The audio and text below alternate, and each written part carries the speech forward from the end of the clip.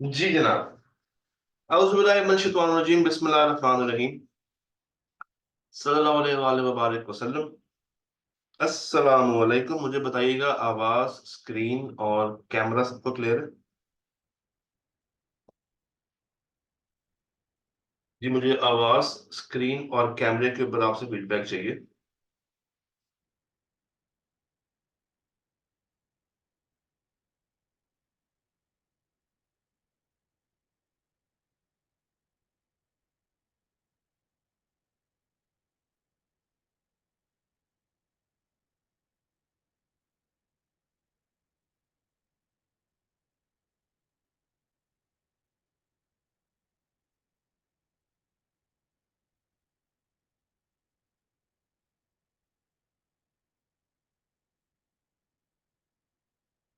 Done. आवाज clear है? जी, clear है। बेहतरीन हो गया। सो मुझे बताइए, कल से regarding if you have any doubts, any confusions, anything you want to ask, you want to confirm, कोई सवाल, कोई मसला, कोई परेशानी अगर है तो क्यों लिख दें, अगर नहीं है तो नो लिख दें। कल हम लोगों ने ऑफर के बारे में बहुत सारी बातें की थी। इतनी सारी बातें की थी कि कुल मिला के एक पेज पढ़ा था।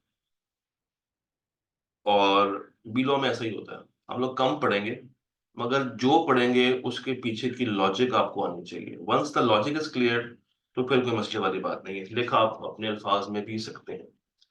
बस डेफिनेशंस को आपने क्रैम करना है, उसके अलावा कुछ क्रैम करने की जरूरत नहीं है। तो ऑफर के एसेंशियल्स क्लियर है कि एक ऑफर खुद को ऑफर नहीं कर सकता। पहली चीज, ऑफर सर्टन होनी चाहिए, डेफिनेट होनी चाहिए। फिर हम लोगों ने कहा था कि invitation to an offer offer नहीं होती।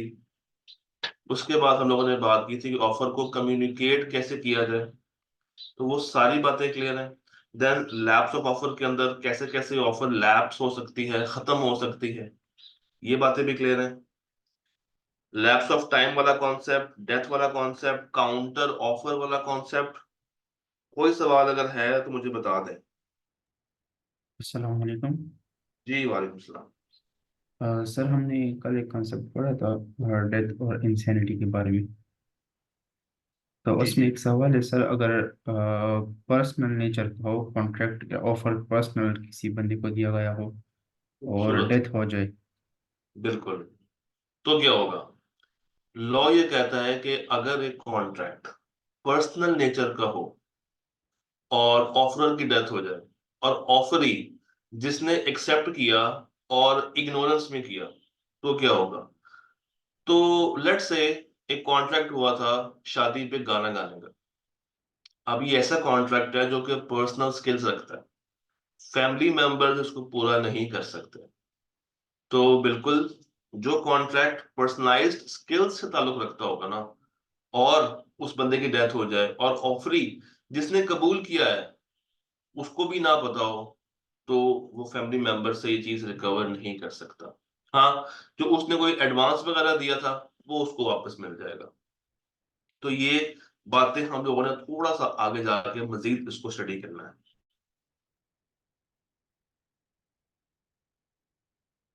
अच्छा सवाल था। गुड। I like that. इसका मतलब है कि आप लोग सही डायरेक्शन में जा रहे हैं। That's good. कोई और सवाल? Any other question? जी प्यारे बच्चों, कोई सवाल? आगे चले फिर। चलें जी, आगे चलते हैं। और अब हम लोगों ने बात करनी है एक्सेप्टेंस की ऊपर।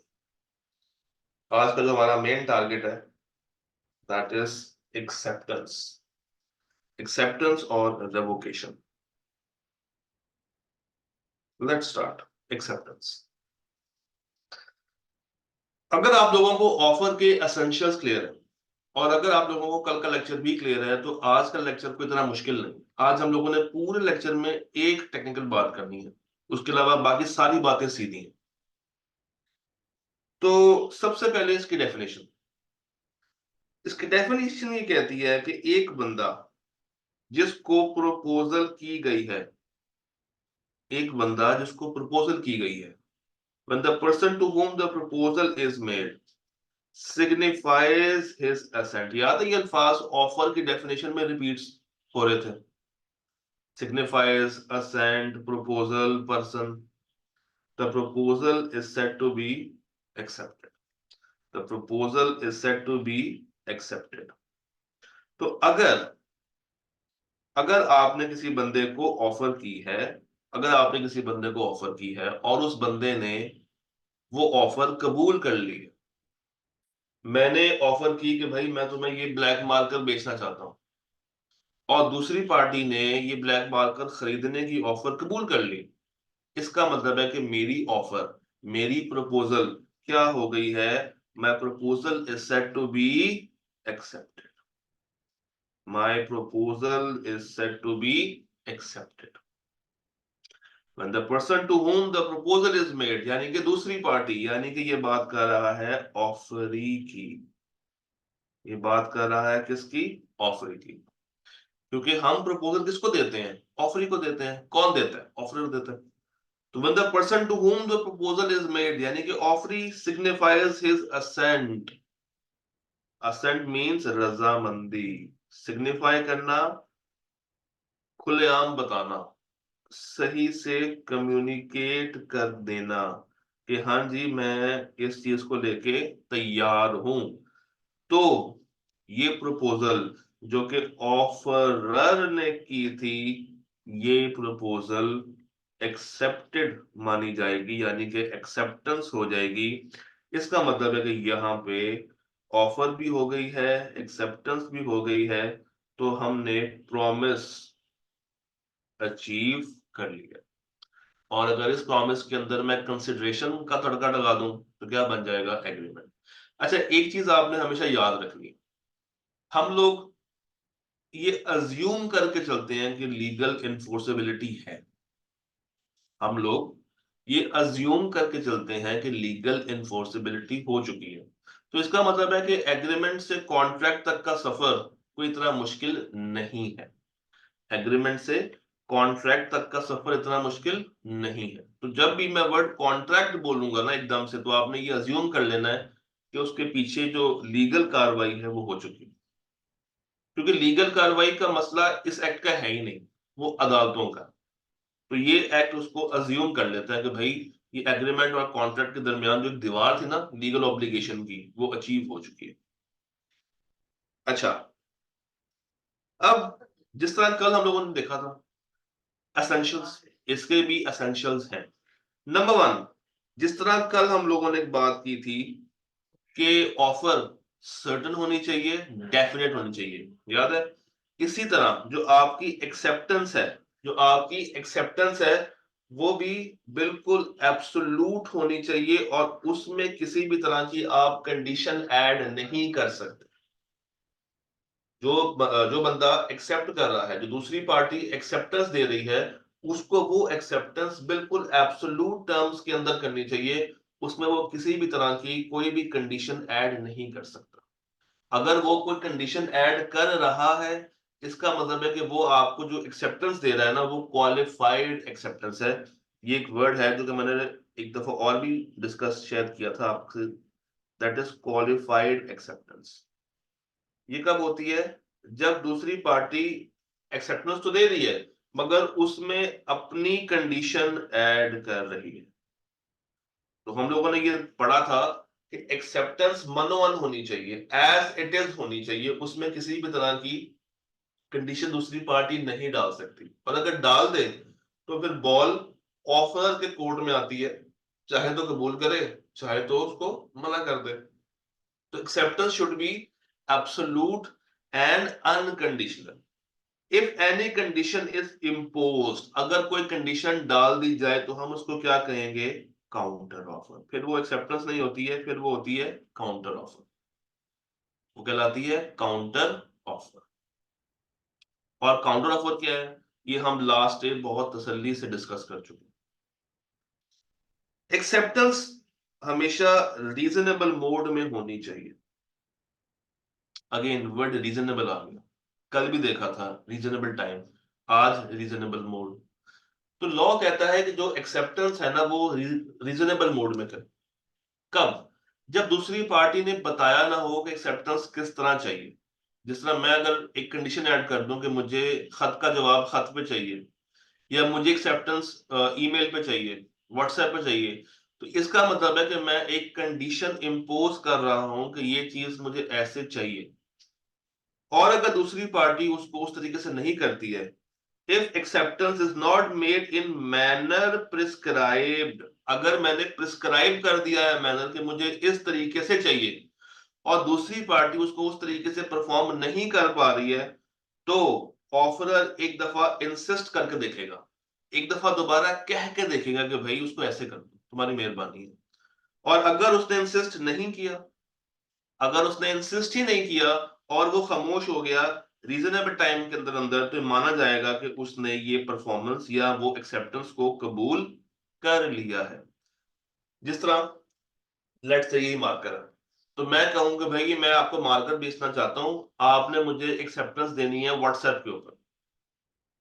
दूसरी पार्टी जिसने मुझे एक्सेप्टेंस देनी है उसके सिग्नल नहीं आ रहे, उसने मुझे खत लिख के भेज दिया कि सर यहाँ पे व्हाट्सएप नहीं चलता, मैं आपको खत लिख के दे रहा हूँ कि हाँ मुझे आपसे ये मार्कर खरीदना है, मैं आपकी ऑफर कबूल करता हूँ।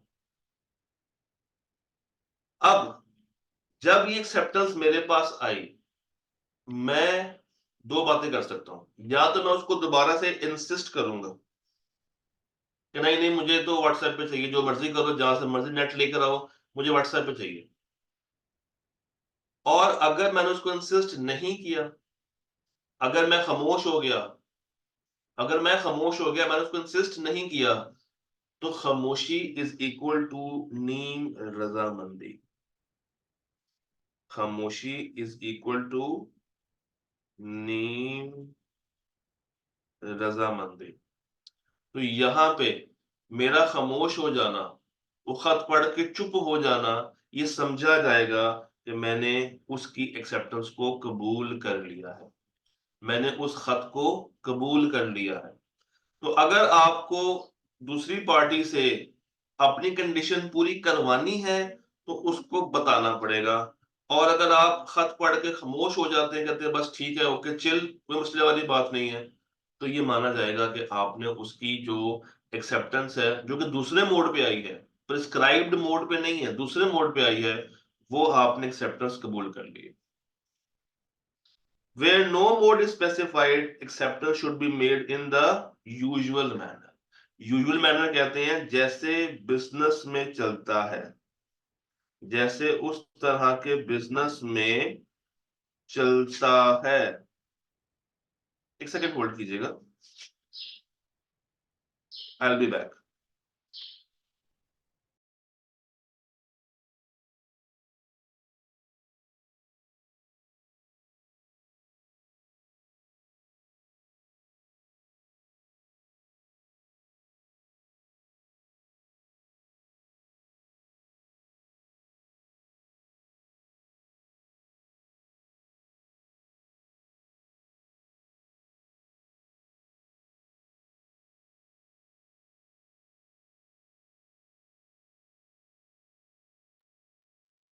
जी, मुझे बताइए ये दोनों पॉइंट्स क्लियर है?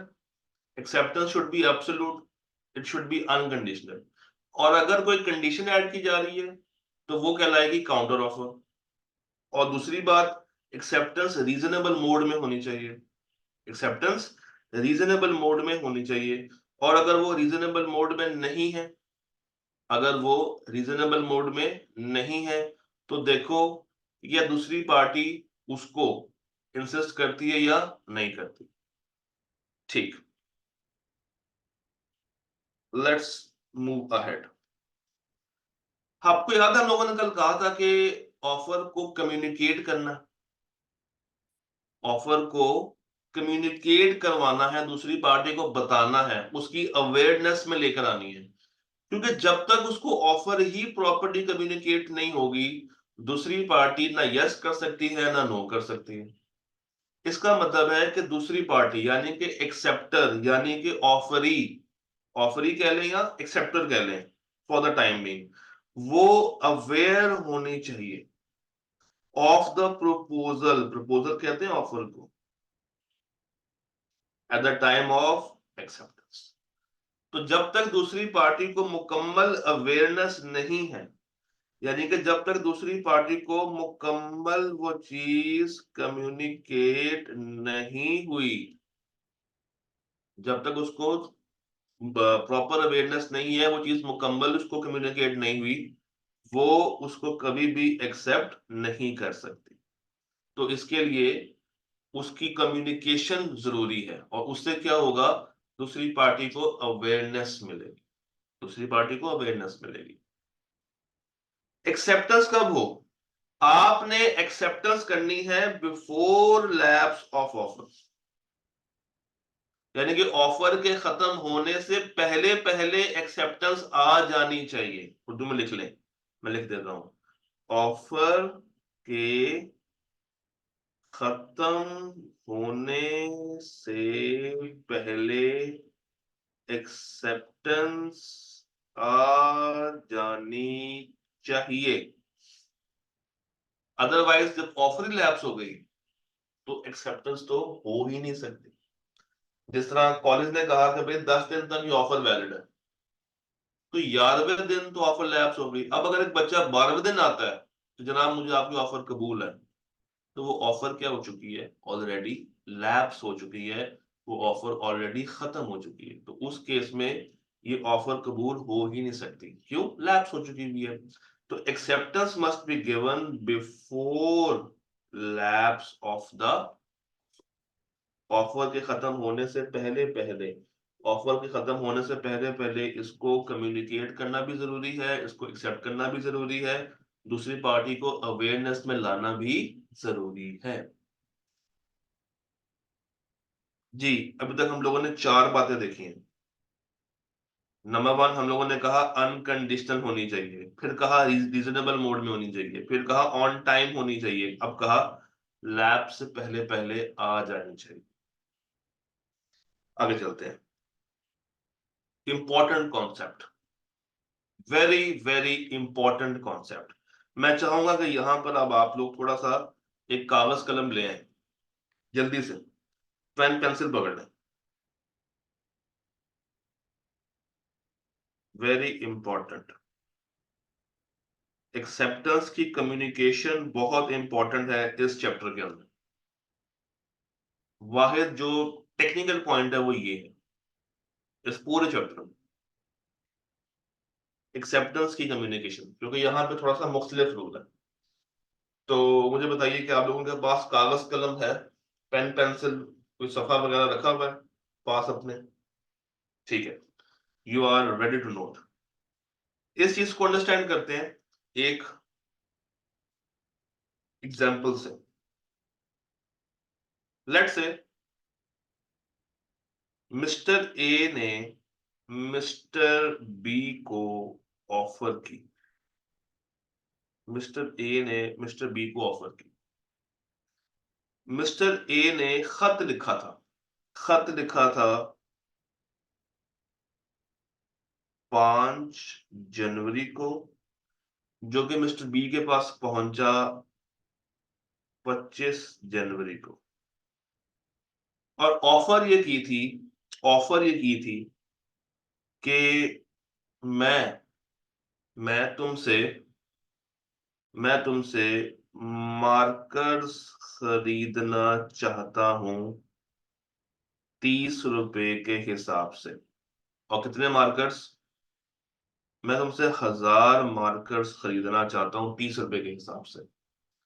ये मिस्टर ए ने 5 जनवरी को खत लिखा और मिस्टर बी को भेज दिया। ये मुझे बताइए ऑफर कब कम्युनिकेट हो रही है, 5 को या 25 को?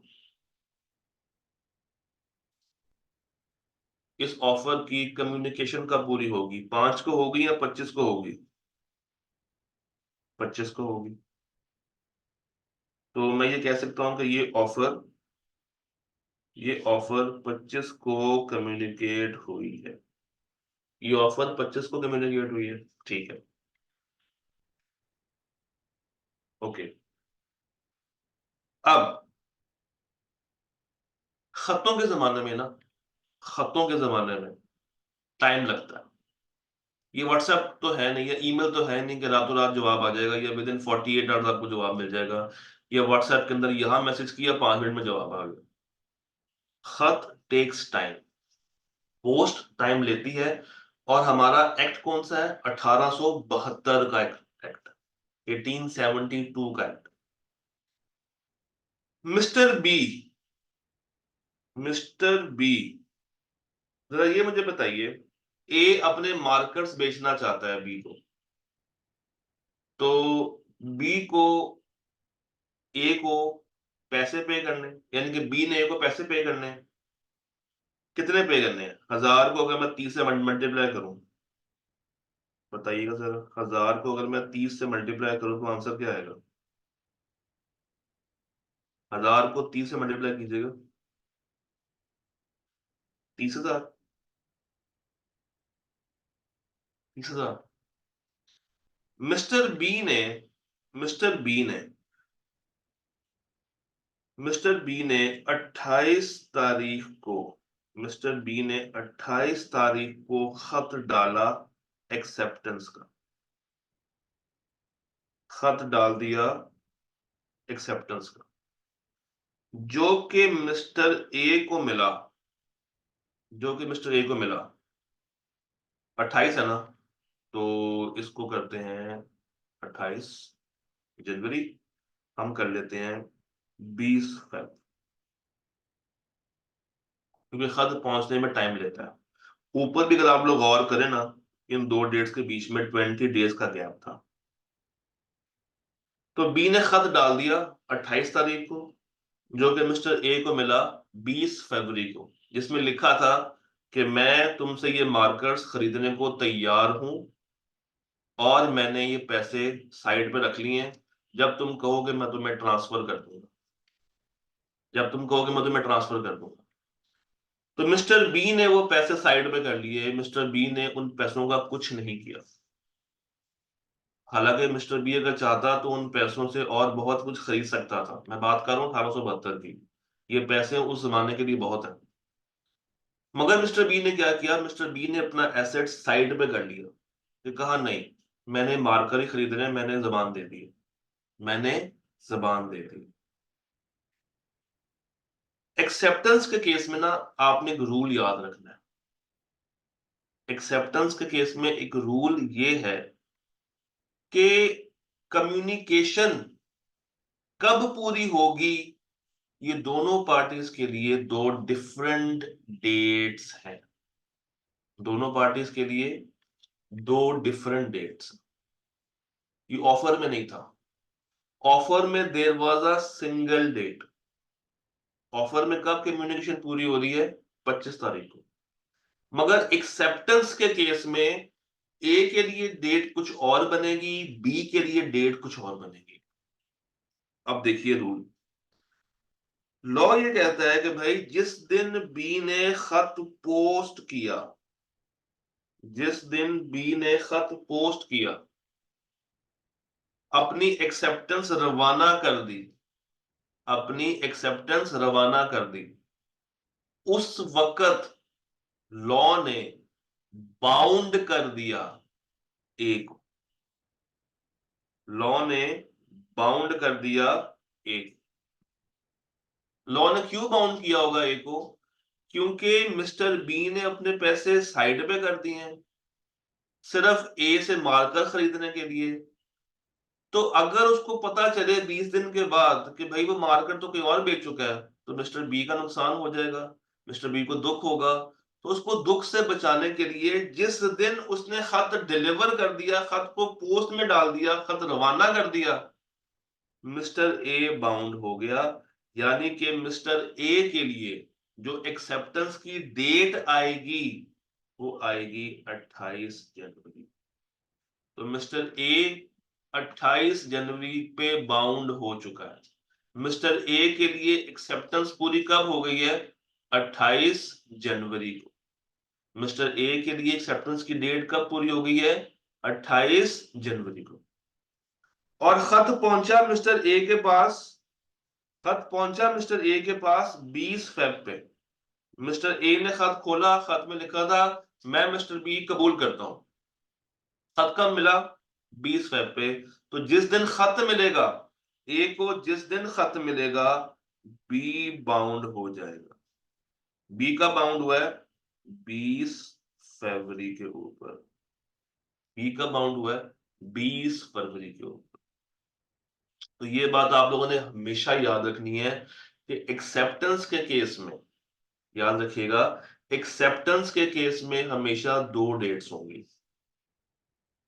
जो बंदा खत रवाना कर रहा है वो दूसरी पार्टी को बाउंड कर देगा, जिस बंदे को खत मिला होगा वो पहली पार्टी को बाउंड कर देगा। आसान अल्फाज में, जिसके पास खत है वो नहीं, दूसरा बाउंड होगा उसी डेट पे। मिस्टर बी ने खत डाल दिया था, अब खत मिस्टर बी के हाथ में नहीं है, तो डाला कब? 28 को। कौन बाउंड हो गया? ए। ए के हाथ में खत आया, ए के हाथ में खत है, तो ये बाउंड नहीं है। कौन बाउंड होगा? दूसरा बंदा। कब बाउंड होगा? जब वो खत उसके पास पहुंचा। जब वो खत उसके पास पहुंचा। तो ये चीज आपने नोट कर लेनी है। यहां से वो टेढ़ा सवाल निकालता है डेट्स वाला, और अक्सर निकालता है। अब आइए इसको पढ़ते हैं। वो कहता है एक्सेप्टेंस में be communicated when it is communicated to the offeror. Acceptance may be complete when it is communicated to the offerer. An offer can be accepted by words spoken, written or through conduct। ये बात हम लोग cover कर चुके हैं, ये बात दोबारा करने की जरूरत नहीं, दोनों बातें। कम्युनिकेशन इज कंप्लीट, अब जरा सुनिएगा। वो कहता है communication is complete as against the proposer. Proposer कौन होता है? ऑफरर। प्रोपोजर कौन होता है? ऑफरर। इस केस में ऑफरर कौन था? ए। तो ए के नजदीक, ए के नजदीक, ए के लिए कम्युनिकेशन कब पूरी हुई? When it is put into course of transmission. यानी कि जब खत को पोस्ट ऑफिस में डाल दिया, जब पोस्ट बॉक्स में डाल दिया। When it is put into course of transmission. और ये किसके अगेंस्ट पूरी कर रहा है? प्रोपोजर के अगेंस्ट। इस पूरी मिसाल में प्रोपोजर कौन है? Mister A. तो मिस्टर ए के नजदीक कब पूरी हो रही है? 28 तारीख को। क्यों पूरी हो रही है 28 को? क्योंकि उस दिन उसने ये खत रवाना कर दिया। और communication is complete as against acceptor. Acceptor कौन था? B. When it comes to the knowledge किसके? Of the proposer. तो यहां पे मिस्टर ए बाउंड हो रहा है, यहां पे मिस्टर बी बाउंड हो रहा है। ये 28 जनवरी की डेट है और नीचे 20 फरवरी की डेट है। ये रूल आपने जहन में रखना है। ये दो बातें बहुत इंपॉर्टेंट है। पूरी किताब की जो सबसे मेन इंपॉर्टेंट बात है वो यही है कि कम्युनिकेशन ऑफ एक्सेप्टेंस कब मानी जाएगी? ऑफरर के लिए और ऑफरी के लिए, या एक्सेप्टर के लिए। अब ऑफरी का दूसरा नाम क्या है? एक्सेप्टर। जी, यहां तक ठीक शो। हमने ये पॉइंट फिलहाल छोड़ा है, ऊपर के दो पॉइंट और नीचे के दो पॉइंट क्या क्लियर है?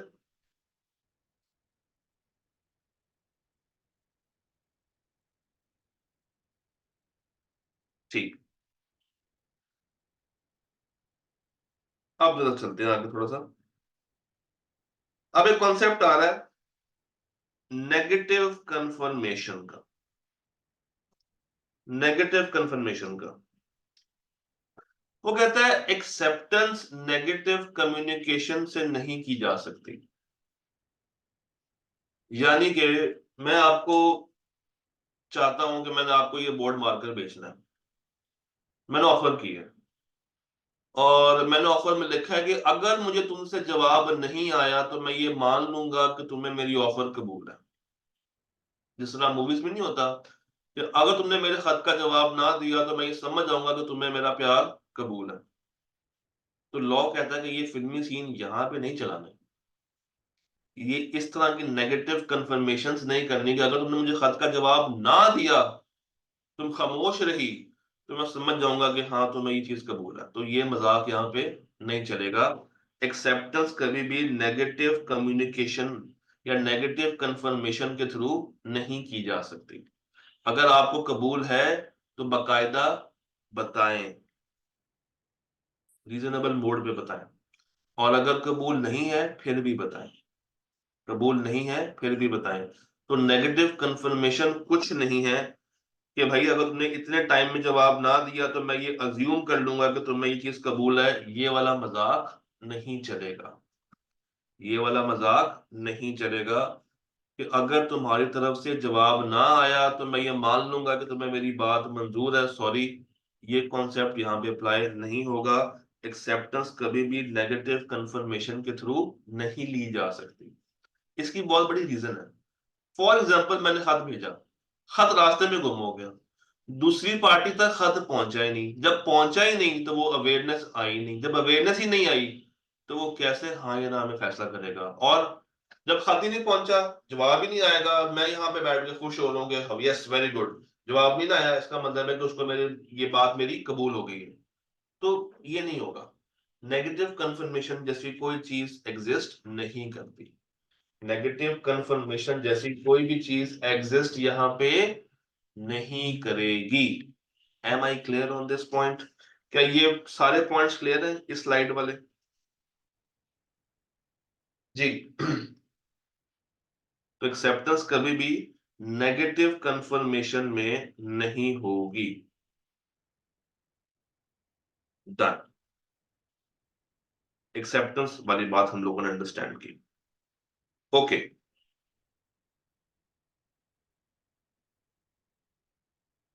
अब बात करते हैं टाइमलाइन के ऊपर।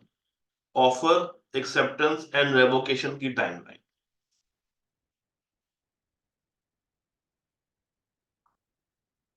अभी तक हम लोगों ने ऑफर पढ़ लिया और एक्सेप्टेंस पढ़ ली।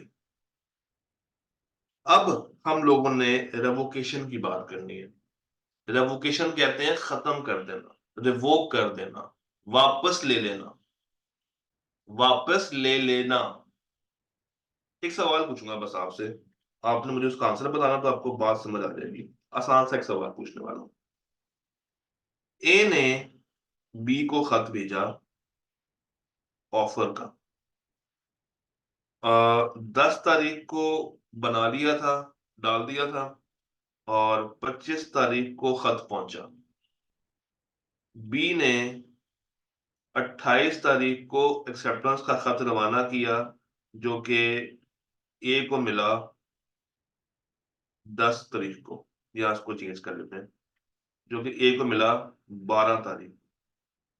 ये जनवरी है, ये जनवरी है, ये जनवरी है, ये फरवरी है। सोच के जवाब दीजिएगा। जो मैं सवाल पूछ रहा हूं सोच के जवाब दीजिएगा। पहला सवाल, ऑफर कब कम्युनिकेट हो रही है? ऑफर कब कम्युनिकेट हो रही है? आपके पास 4 डेट्स हैं, 10, 25, 28, 12। ऑफर की कम्युनिकेशन डेट क्या है? ऑफर की कम्युनिकेशन डेट क्या है? 10, 25, 28 या 12? 25। 25। और ऑफर किसको कम्युनिकेट की जा रही है, ए को या बी को? तो बी के लिए ऑफर की डेट क्या बनी? 25। बी के लिए ऑफर की डेट क्या बनी?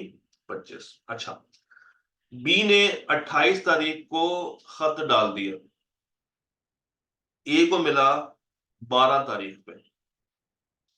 मुझे आपसे एक सवाल है, सवाल ये है, ए कब बाउंड हो रहा है?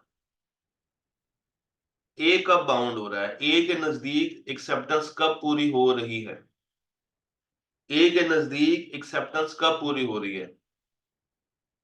ये ऐसे आपने देखना है हमेशा। ए के नजदीक एक्सेप्टेंस पूरी हो रही है 28 तारीख को।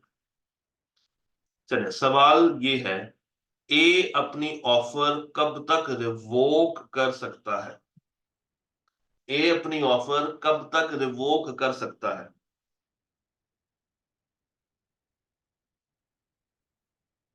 ए अपनी ऑफर कब तक रिवोक कर सकता है, 25 से पहले या 28 से पहले? दो ऑप्शन दे रहा हूं, 25 से पहले या 28 से पहले। हम लोगों ने पीछे का रूल देखा था कि ऑफर लैप्स होने से पहले पहले एक्सेप्टेंस अपनी दे दो। इसका मतलब है कि एक्सेप्टेंस कब हो रही है, ए के नजदीक एक्सेप्टेंस कब हो रही है, 28। तो 28 से पहले पहले वो अगर चाहे तो अपनी ऑफर को रिवोक कर सकता है, 28 से पहले पहले। अब पढ़ लेते हैं, अब पढ़ लेते हैं। A proposal may be revoked at any time. कौन करेगा, ऑफरर। ऑफरर कौन है, A. Before acceptance, before acceptance is complete as against the proposal. तो प्रपोजल के लिए एक्सेप्टेंस कब पूरी हो रही है, 28 तारीख। एक्सेप्टेंस कब पूरी हो रही है प्रपोजल के लिए, 28 को। तो उससे पहले पहले, उससे पहले पहले इसको रिवोक किया जा सकता है, बट नॉट आफ्टरवर्ड्स। क्यों, उसके बाद ये कॉन्ट्रैक्ट या एग्रीमेंट की शक्ल इख्तियार कर लेगा।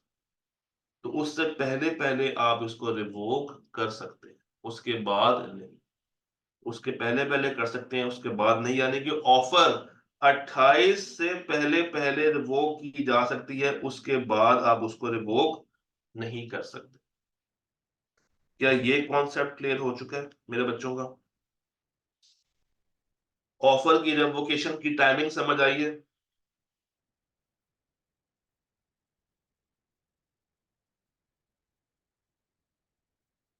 अच्छा, अब अगला सवाल, एक्सेप्टेंस। ऊपर की डेट से बताइएगा, एक्सेप्टेंस हम कब रिवोक कर सकते हैं, 10 से पहले, 25 से पहले, 28 से पहले या 12 से पहले? बी अपनी एक्सेप्टेंस किस डेट से पहले पहले रिवोक कर सकता है? बी अपनी एक्सेप्टेंस किस डेट से पहले पहले रिवोक कर सकता है, 12 से पहले, 12 फरवरी से पहले, 12 से पहले। Then acceptance can be revoked at any time before the communication of the acceptance is complete as against the acceptor। acceptor कौन है, बी। उसकी कम्युनिकेशन कब पूरी हो रही है, 12 फरवरी को। तो उससे पहले पहले वो उसको रिवोक कर सकता है, उससे पहले पहले ये बंदा रिवोकेशन दे सकता है, उसके बाद नहीं दे सकता। तो उससे पहले रिवोक किया जा सकता है, बट नॉट आफ्टर। अगर आपको ये स्लाइड क्लियर हो गई है, इसका मतलब है कि चैप्टर 2 की तकरीबन सारी बातें आपके माइंड में बैठ चुकी हैं। तसल्ली के साथ इस स्लाइड पर जरा गौर कीजिएगा, इस स्लाइड को दोबारा से इस एग्जाम्पल के साथ अंडरस्टैंड करें, खुद से सोचें और मुझे बताएं if there is any question. सोचें, मैं जरा वीडियो ऑफ कर रहा हूं ताकि आप लोग सुकून के साथ सोच सकें।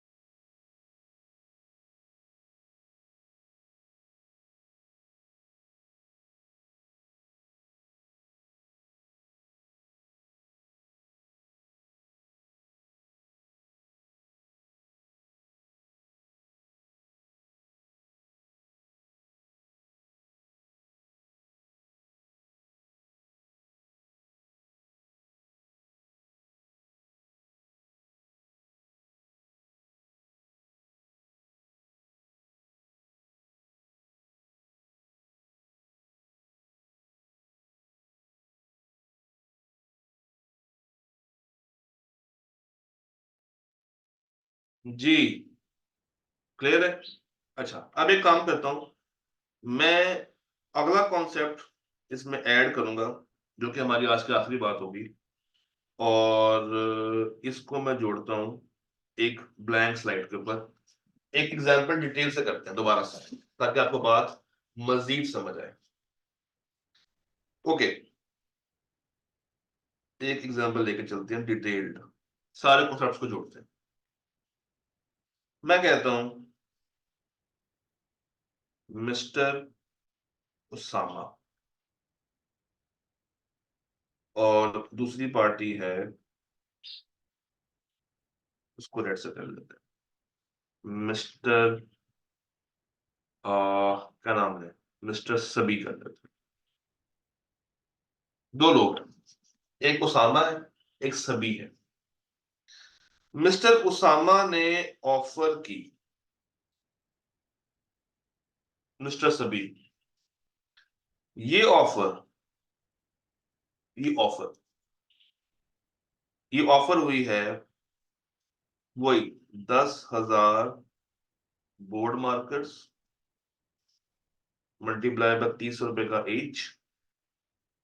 और ये ऑफर इसने डाली थी 5 जनवरी को, जो कि सभी को मिली 20 जनवरी को। सभी ने अपनी एक्सेप्टेंस दी, मिस्टर सभी ने अपनी एक्सेप्टेंस दी है 25 जनवरी को, जो कि मिस्टर उसामा को मिली 10 नहीं 10 नहीं 15 फरवरी को। यहाँ लिख देते हैं एक्सेप्टेंस, ये एक्सेप्टेंस का खत रवाना होगा, और ऊपर ऑफर का खत रवाना होगा। अच्छा, और यहाँ साइड पे मैं इनकी डेट्स नोट करता जाऊंगा, ताकि आपको परेशानी ना हो। यहाँ पे नोट करते हैं साइड पे। अच्छा जी, पहला सवाल, ऑफरर कौन है, ये बताइए। ऑफरर कौन है, उसामा या सभी? ऑफरर ऑफरर है उसामा।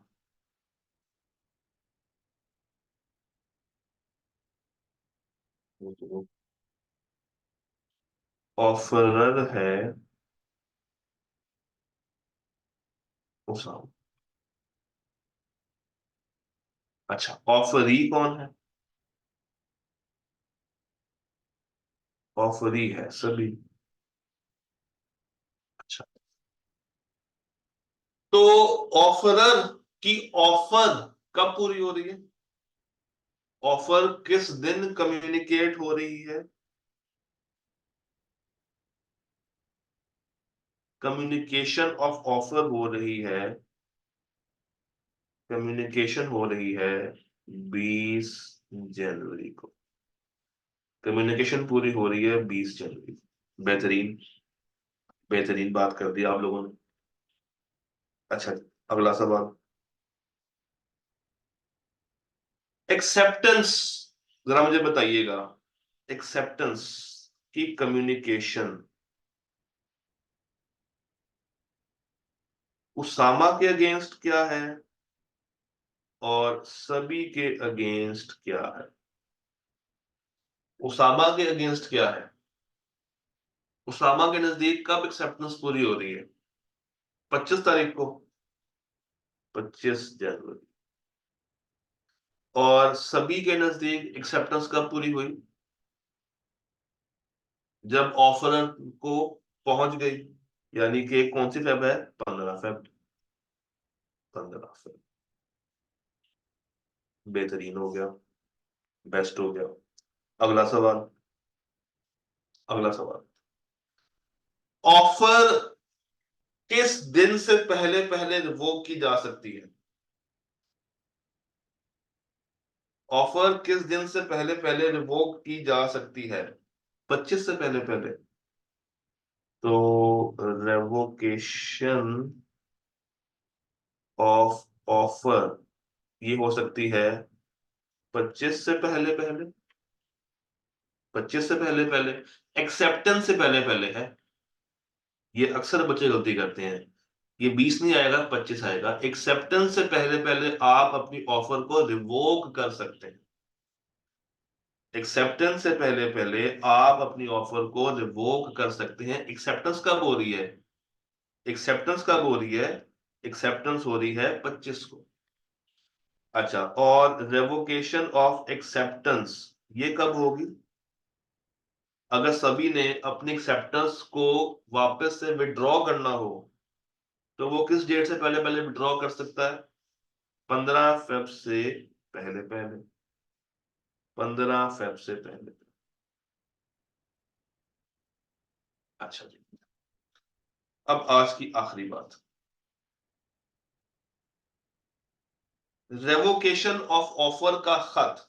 सुने, रेवोकेशन ऑफ ऑफर का खत उसामा ने 8 जनवरी को 8 जनवरी को ऑफर की रेवोकेशन का खत डाल दिया। उसामा ने 8 जनवरी को रेवोकेशन का खत डाल दिया, रेवोकेशन ऑफ ऑफर का खत डाल दिया। सभी को ये खत जाके मिला, सभी को ये खत जाके मिला 22, सभी को ये खत जाके मिला 22 जनवरी पे। सभी को ये खत जाके मिला 22 जनवरी पे। अब जरा सोच के बताइएगा, उसामा के नजदीक रेवोकेशन कब हो रही है? उसामा के नजदीक रेवोकेशन कब हो गई? ये वही रूल है जो कि एक्सेप्टेंस का रूल है।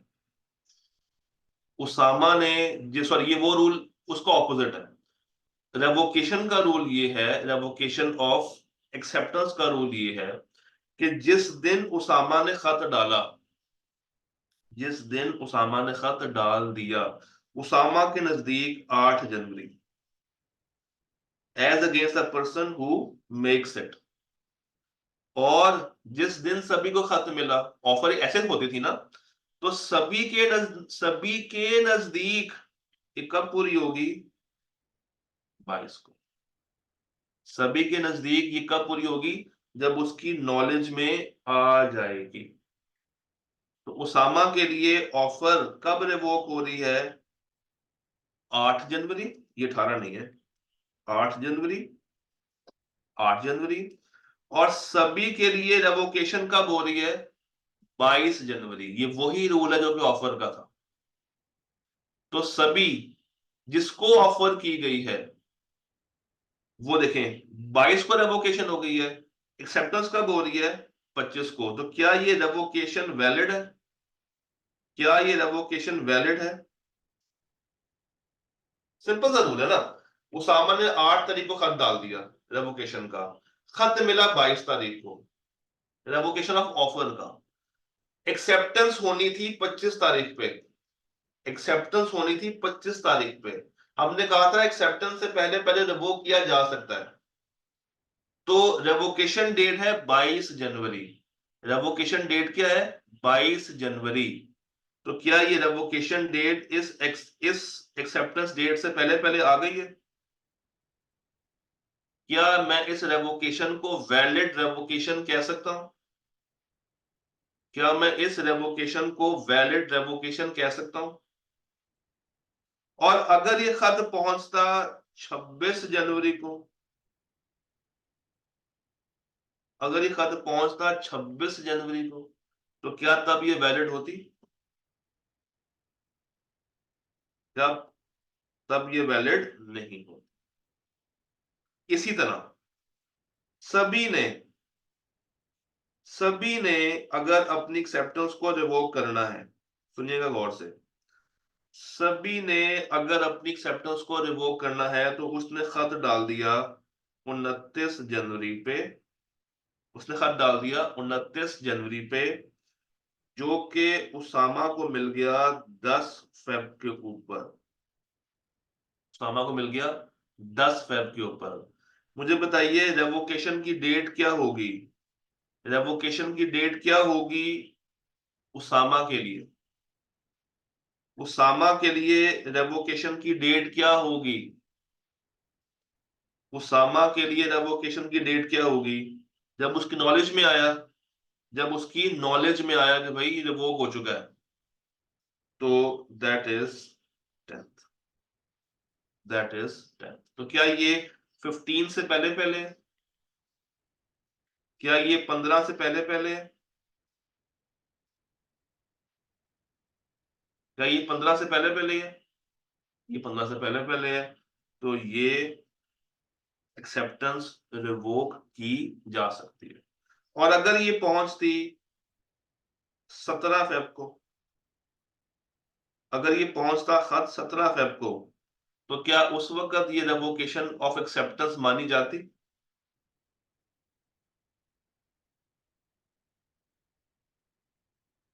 उस वक्त मानी जाती? उस वक्त ये वैलिड नहीं। तो इस टाइमलाइन को एक दफा स्क्रीनशॉट ले लें। इसका एक दफा स्क्रीनशॉट ले लें। This was the game, offer acceptance and revocation. यहां पे हमारा ये चैप्टर इख्तिताम पजीर होता है।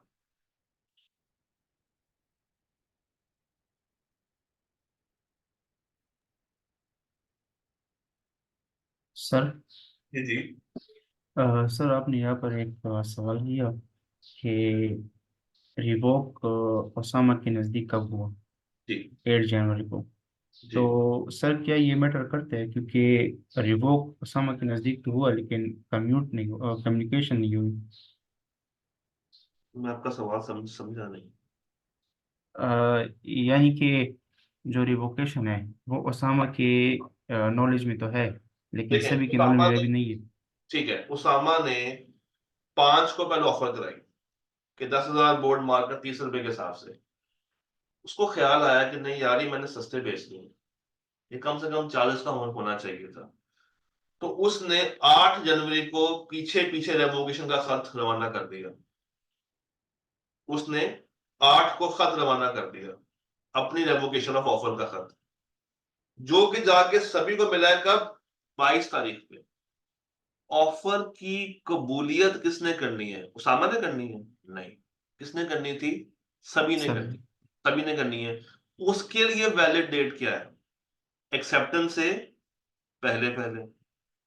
तो एक्सेप्टेंस कब पूरी हो रही है? 25। तो उससे पहले पहले अगर रेवोकेशन का खत पहुंच जाए तो माना जाए। उसामा के लिए 8 तारीख को इतने मायने नहीं रखती, वो 8 को भेजे, 7 को भेजे, 6 को भेजे, 9 को भेजे, इसके लिए इररेलेवेंट है। रेलेवेंट किसके लिए है? जिसको ऑफर की गई है, जिसने कबूलियत देनी है। तो ये डेट मानी जाएगी 22 तारीख उस बंदे के लिए जिसको रेवोकेशन रवाना हुई है।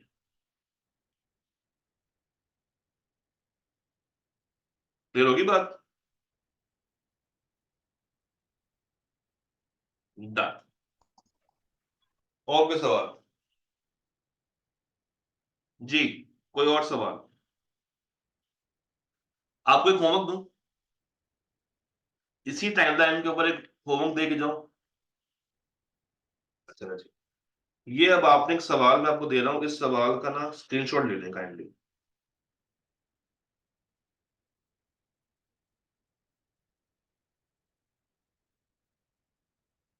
इस सवाल का स्क्रीनशॉट ले लें, और ये आप लोगों ने करना है।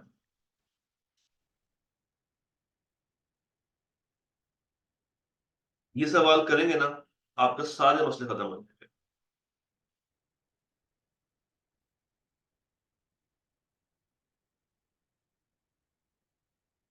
तो आपने इसमें वो सारी डेट्स निकालनी है, ऑफर कब पूरी हो रही है, एक्सेप्टेंस का क्या टाइमलाइन है, रिवोकेशन के लिए क्या रूल है, उस जितनी बातें अभी तक हमने की ना वो सारी आपने टाइमलाइंस यहाँ पे मेंशन कर देनी।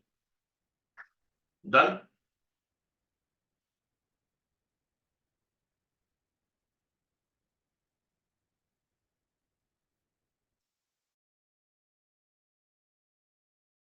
और कल हम लोगों ने करने हैं इसके पास्ट पेपर्स का चैप्टर अगेन खुलेगा फॉर पास्ट पेपर्स। ऑटम 2009 से लेके ऑटम 2023 तक जितने भी सवाल आए हैं वो हम लोगों ने क्लास के अंदर सॉल्व करने हैं, और सैटरडे को हमारा टेस्ट हो जाएगा इस कंप्लीट चैप्टर का। डन। अच्छा, आपकी जी ड्राइव के अंदर कंसेप्चुअल क्वेश्चंस के नाम से एक फोल्डर है, उस फोल्डर में चैप्टर वाइज कंसेप्चुअल क्वेश्चंस आते हैं। तो चैप्टर नंबर 2 जब आपको लगे कि आपने तैयार कर लिया, फिर एक दफा वो फोल्डर खोल के उस फोल्डर में जाके उसके कुछ 40-50 सवाल है, बहुत ही बेसिक सवाल है मगर कॉन्सेप्ट बनाते हैं। जो छोटे छोटे कॉन्सेप्ट आपको नजर आ रहे हैं ना लॉ के अंदर, वो सारे वहां पे बने हुए हैं। तो अगर कोई चीज परेशान कर रही है, वो जाके सवाल देखिए, समझ आ जाएगा। तो कंसेप्चुअल क्वेश्चंस के नाम से एक फोल्डर है, उस फोल्डर में चैप्टर वाइज पड़े हुए हैं। चैप्टर 2 के अंदर जाके आपने इसके कंसेप्चुअल क्वेश्चंस को सॉल्व करना है। आपने कंसेप्चुअल क्वेश्चंस को सॉल्व करना है। तो ग्रुप में गालिबन तमाम एनरोल्ड बच्चे ऐड हो चुके हैं, तो वहां से आप उसको देख सकते हैं। डन। अगर कोई भाई ग्रुप में ऐड नहीं है तो मुझे मैसेज कर दे, मैं उसको लिंक अलग से भी भेज दूंगा। कल मुलाकात करते हैं, अच्छे से रिवाइज करके आना है। पिछले 4 दिनों में जो चीज सही से याद करने वाली है ना, वो आज वाली बातें हैं। इससे पहले 2 दिन तो हमने मजाक ही किया। तो चैप्टर हमारा कंप्लीट हो चुका है। अब आपके पास 3 सफ़े हैं, 3 सफ़े हैं। आराम से तसल्ली के साथ तैयार करें, हफ्ते को टेस्ट दें, ताकि हम लोग मंडे पे एक नए चैप्टर में दाखिल हो जाए। मुलाकात करते हैं कल विद पास्ट पेपर्स। तब तक के लिए अल्लाह हाफिज। टेस्ट होगा सैटरडे पे, हमारा हर टेस्ट सैटरडे पे सेम टाइम। जितना कवर कर जाएंगे फ्राइडे तक, उसका टेस्ट हफ्ते में हुआ करेगा। अल्लाह हाफिज।